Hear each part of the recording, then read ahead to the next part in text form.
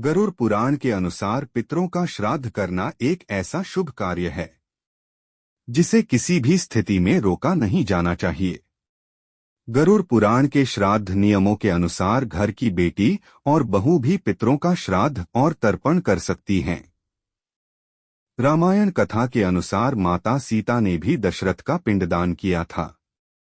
सीता जी ने जब अपने ससुर राजा दशरथ का पिंडदान किया था तो उस समय ऐसी घटना घटी थी जिसके बाद सीता जी 3 लोगों को शाप और एक को वरदान दिया था। आइए विस्तार से जानते हैं कि रामायण कथा में सीता जी द्वारा दशरथ को पिंडदान करने की कथा। श्री राम, लक्ष्मण जी और देवी सीता जब वनवास के लिए गए थे, राम जी के वियोग में राजा दशरथ का देहांत हो गया था।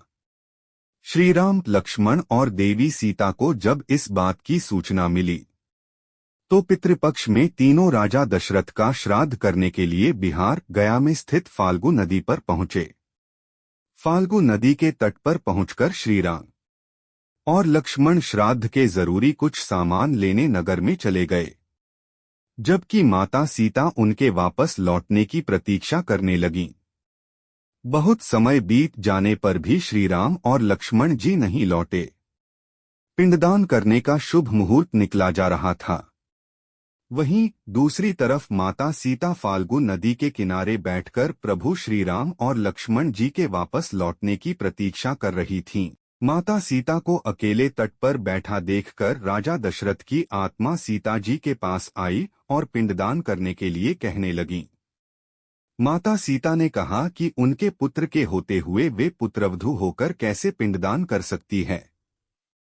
माता सीता के प्रश्न का उत्तर देते हुए राजा दशरथ ने कहा, हे सीते, मैं यमलोक से आया हूं। वहां के बनाए नियमों के अनुसार पिंडदान पुत्री और पुत्रवधू भी कर सकती है, क्योंकि वे भी कुल का अंश हैं। पिंडदान का मुहूर्त निकल जाने पर मेरी आत्मा को मुक्ति नहीं मिलेगी, इसलिए तुम शीघ्र ही मेरा पिंडदान कर दो। अपने ससुर राजा दशरथ की बात सुनकर माता सीता ने दशरथ जी का पिंडदान करना स्वीकार किया। फाल्गु नदी के किनारे बैठकर माता सीता ने मंत्रों का उच्चारण करते हुए अपने पितर राजा दशरथ का पिंडदान किया। पिंडदान के समय माता सीता ने फाल्गु नदी, गाय, केतकी के फूल और वटवृक्ष को पिंडदान का साक्षी बनाया।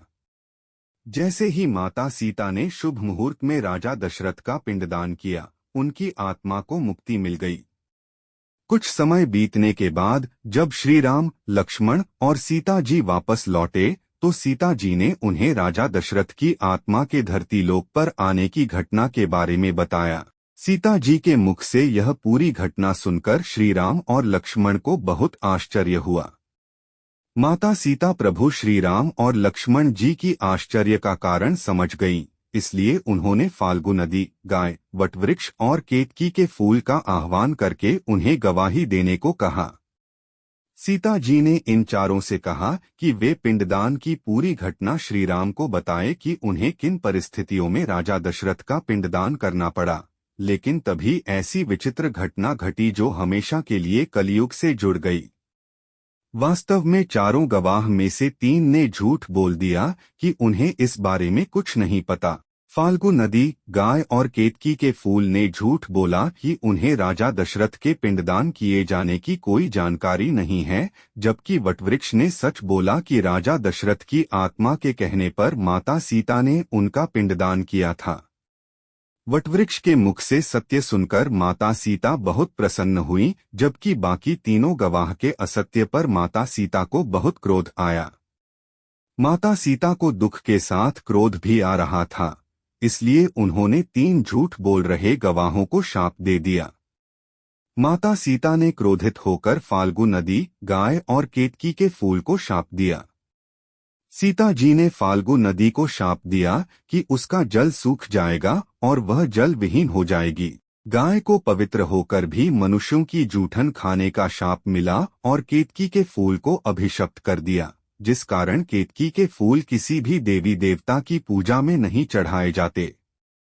माता सीता ने सत्य बोल रहे वटवृक्ष को दीर्घायु होने का वरदान दिया। माता सीता के दिए गए शाप और वरदान का प्रभाव कलयुग में भी दिखता है। फाल्गु नदी जलविहीन है। इस नदी की रेत से पिंडदान किया जाता है। गाय पूजनीय होकर भी आज जूठन खाने पर मजबूर है और केतकी का फूल पूजा में नहीं चढ़ाया जाता। वहीं वटवृक्ष की आयु बहुत लंबी होती है। इन तीनों को देखकर कलयुग में हर मनुष्य को सबक लेना चाहिए कि किसी घटना का साक्षी बनकर झूठ नहीं बोलना चाहिए।